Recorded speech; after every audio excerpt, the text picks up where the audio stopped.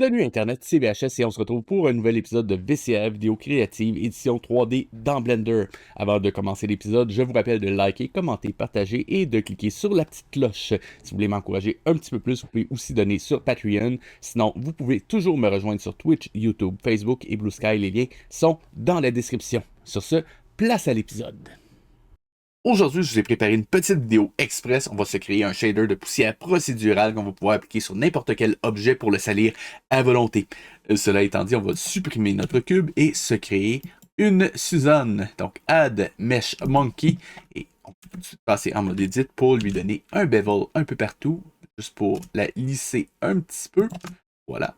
Et donner 3 segments pour nos bevels. Ça va éviter d'avoir, non, pardon, 4.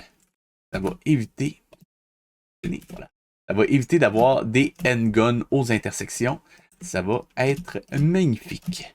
Cela étant dit, on va passer en shading, créer un nouveau shader. Ce shader-là, on va le mettre en rouge pour voir un petit peu ce qu'on fait. Augmenter, ou plutôt baisser, je devrais dire, sa roughness, pas complètement à 0, mais on va aussi augmenter sa transmission pour la mettre à 1. On se retrouve donc avec une belle Suzanne entièrement faite de rubis. Maintenant que c'est fait, on va lui donner un shade smooth. Voilà qui est fait. Et on va pouvoir passer à l'étape du shading. Pour ça, on va commencer par aller chercher nos normales. Et si j'applique, je regarde ce que ça me donne. Non, c'était pas normal, pardon. On va aller chercher. Input, c'était...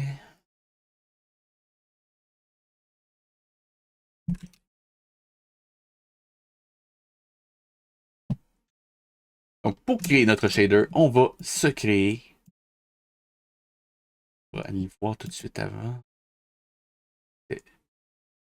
C'était géométrie. Oui, ok.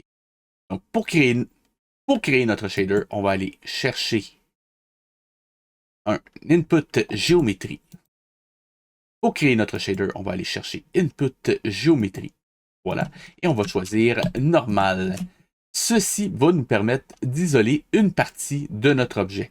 Dans ce cas-ci, si j'ai sélectionné Separate, je vais prendre Separate XYZ ou Separate Color. Dans ce cas-ci, ça va fonctionner aussi, mais ça va me permettre de choisir la partie que je vais sélectionner par rapport à mon objet.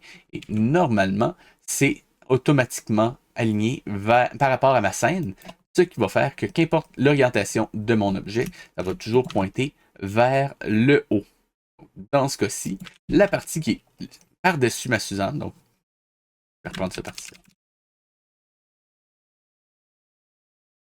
Pour créer notre shader, on va aller se chercher un input géométrie et ça va nous permettre d'aller isoler nos normales. De cette façon-là, avec un separate XYZ, on peut aller isoler une direction dans laquelle pointe notre modèle. Donc, dans ce cas-ci, celle que je veux isoler, c'est la Z. Cependant, si je le laisse comme ça, je vais avoir des valeurs en négatif qui sont en dessous. C'est pour ça qu'on va aller se chercher un mat et aller le clamper. Voilà. Comme ceci. Donc, je l'ai laissé en add, je l'ai clampé et j'ai mis une valeur de 0. On aurait aussi pu aller chercher un clamp. Mais la différence, c'est que celui-ci me permet, le clamp me permet de...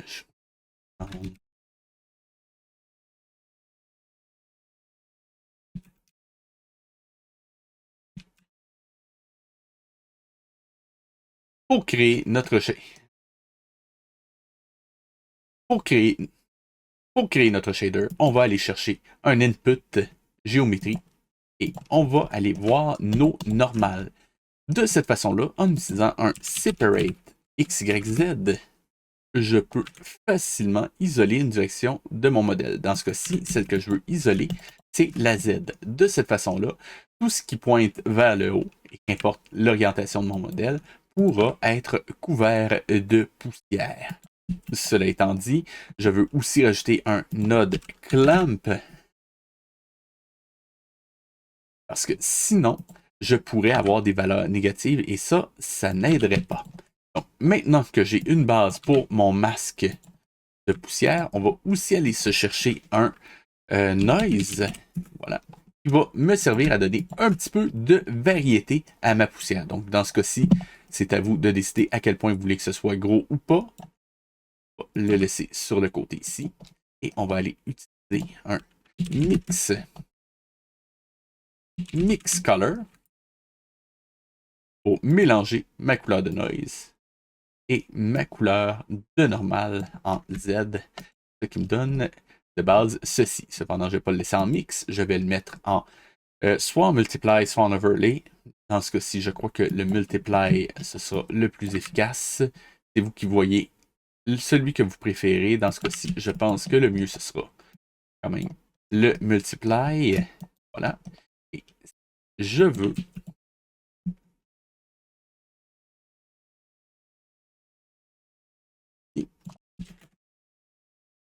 je peux également utiliser un node de, je peux me le sélectionner, de color ramp. Voilà. Pour augmenter un petit peu mes contrastes. Et voilà, comme ceci. À ce moment-là, vous pouvez au besoin changer un petit peu les paramètres de votre noise. Je vous recommanderais également de choisir un texture coordinate en objet pour éviter les étirements indésirables. Voilà qui est fait.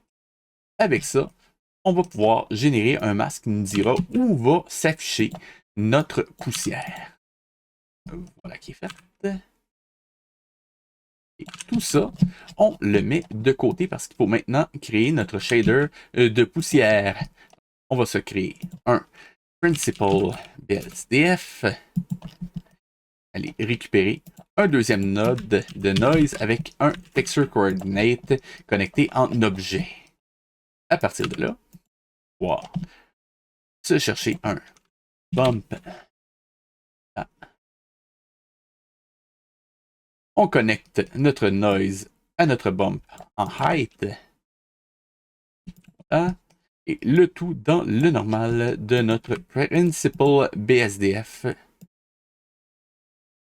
Et de ce côté-là, c'est un bon début. Allez voir ce que ça donne. Voilà. Évidemment, on ne va pas le laisser comme ça. On va retravailler un petit peu notre noise pour que ça ressemble à de la poussière. Voilà.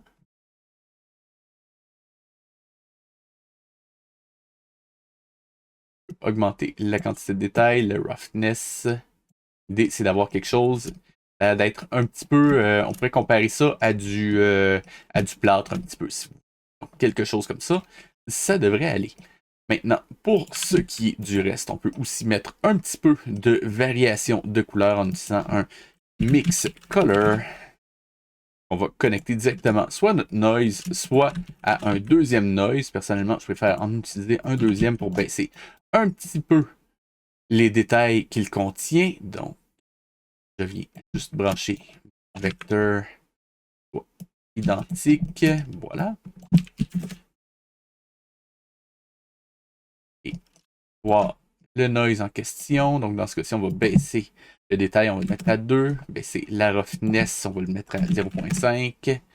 Et pour la couleur, voir, ça donne une couleur un petit peu jaunâtre pour la poussière de base. Un petit peu dans les orangés, voilà. Et pour la partie, on va choisir quelque chose un petit peu plus foncé, juste comme ça, juste pour dire qu'il y a un petit peu de variation, quoique là, c'est peut-être un petit peu saturé. On peut baisser la saturation, juste pour dire que c'est pas 100% blanc. Quelque chose comme ça. À partir de là, ceci devient ma base color. Et comme c'est de la poussière, évidemment, on va mettre un maximum de roughness. Sinon, ce serait pas naturel.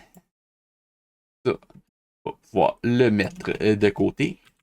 Comme on dit en cuisine, réservé. Là, aligner le tout. Voilà. Et de base, on devrait se retrouver avec un shader de poussière à peu près acceptable. Comme vous pouvez le voir par vous-même. Si jamais vous trouvez que la force du bump est un peu trop forte, vous pouvez toujours la baisser comme ceci. Je pense que un 0.25, ça me semble à peu près raisonnable. Maintenant, comment qu'on fait pour l'appliquer à notre matériel de façon à ce que ce soit interactif, entre guillemets? Ce qu'on va faire, on va simplement aller utiliser un mix shader.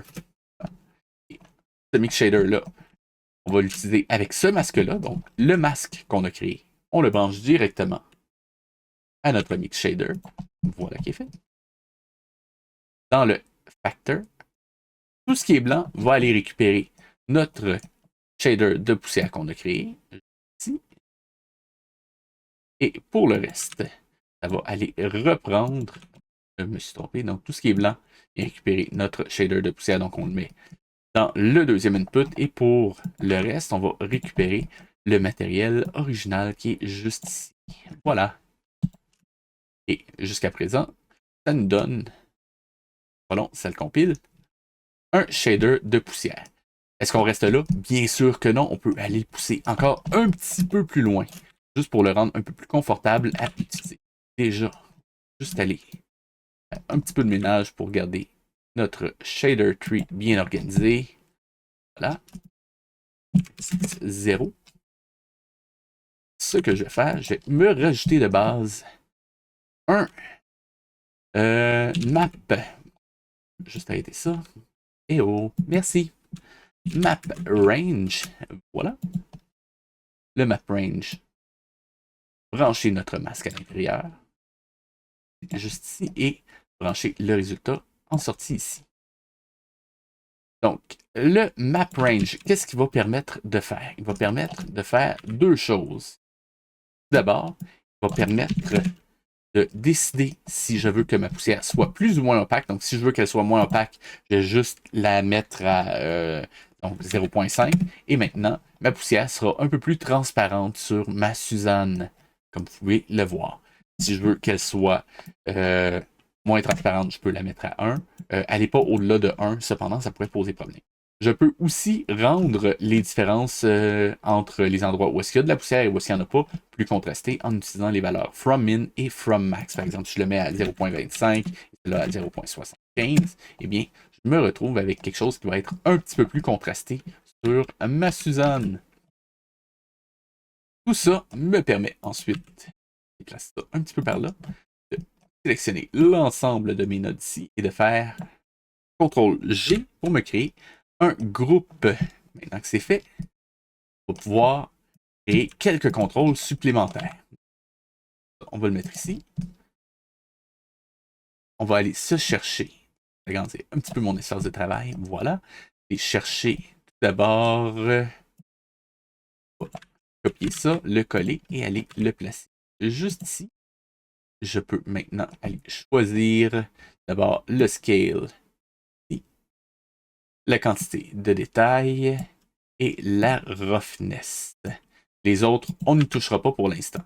Quoique, à la limite, distorsion. Distorsion, ça peut être chouette. Voilà. Maintenant, ce que je vais faire avec ça, déjà, faire un petit peu de ménage. Shader, on va l'appeler Base Shader. Là. Oublie l'espace. Et comme on veut se rappeler c'est quoi? Original Shader of the Object. Voilà qui est fait. Le scale. Mask. On va l'appeler Scale of the Mask Noise. Dans ce cas-ci, je crois que c'est petit descriptif, on va le mettre là. Idem pour ça. Donc ça c'est Detail. Ah.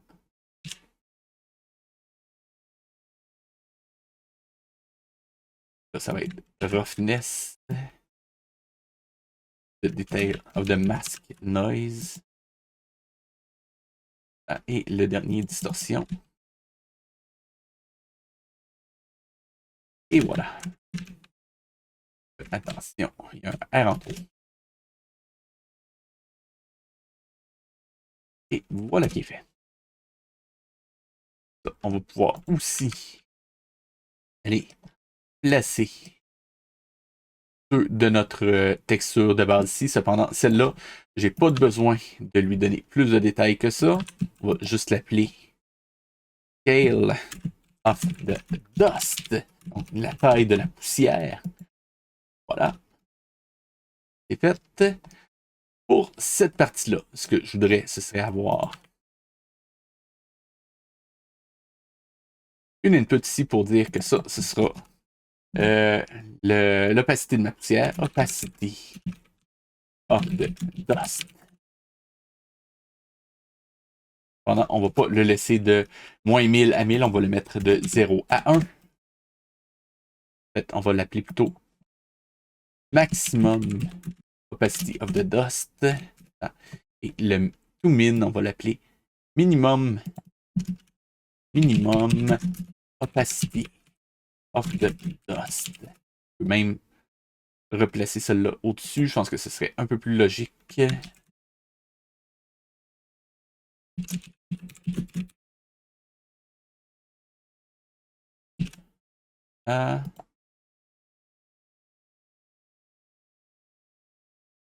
Voilà qui est fait. Donc ça, on va le remettre à 0,1 comme tout à l'heure. Pour l'autre, ce que j'aime faire personnellement, c'est me faire un mat. Voilà. Et juste pour vous expliquer ce que je fais, j'ai utilisé une value qu'on va pouvoir enlever après. En ce moment, mon contraste est au minimum. Donc, on va de 0 à 1. Ce contraste-là, je voudrais qu'il aille de 0 à un maximum de 1. Donc, 100% de contraste, il va être évidemment le plus contrasté possible. On ne va pas plus haut. Ce que je vais faire, juste pour m'assurer qu'il n'y ait pas de bug, on va faire un subtract, connecter le résultat ici, et on va faire une soustraction de 0.001. Vous allez voir pourquoi ça va avoir une importance dans une minute. Je duplique ça. On va le diviser en deux. Et ça, on va juste le bouger un petit peu pour avoir un peu plus de place pour travailler. Et le résultat s'en va dans le to-min. Autrement dit, en fait, je suis en train de me dire... divide par 2, pardon. Voilà. Et je suis en train de me dire, on va juste utiliser ça comme ça. On va le mettre dans un autre sens. Donc ça, on va le mettre comme ça. Là.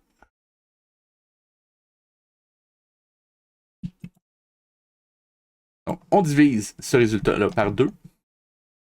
Ceci, on va l'envoyer juste là et on va le mettre plutôt en addition. Et on va mettre 0.1.